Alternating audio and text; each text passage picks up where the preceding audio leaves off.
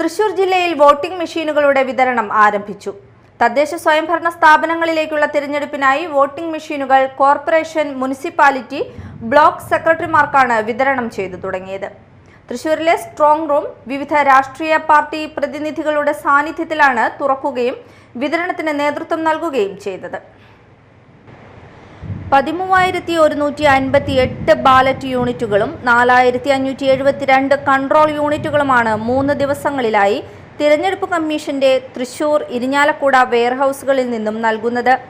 Municipality കോർപ്പറേഷനിൽ polling സ്റ്റേഷനുകളിൽ ഒരു കൺട്രോൾ യൂണിറ്റും ഒരു ബാലറ്റ് യൂണിറ്റും, ത്രിതല പഞ്ചായത്തിൽ ഒരു പോളിംഗ് സ്റ്റേഷനിൽ 3 ബാലറ്റ് യൂണിറ്റുകളും ഒരു കൺട്രോൾ യൂണിറ്റും ഉപയോഗിച്ചാണ് തിരഞ്ഞെടുപ്പ് നടക്കുന്നത്. തൃശൂരിലെ സ്ട്രോങ് റൂം വിവിധ രാഷ്ട്രീയ പാർട്ടി പ്രതിനിധികളുടെ സാന്നിധ്യത്തിലാണ് തുറക്കുകയും വിതരണത്തിന് നേതൃത്വം നൽകുകയും ചെയ്തത്. Media time, Thrissur.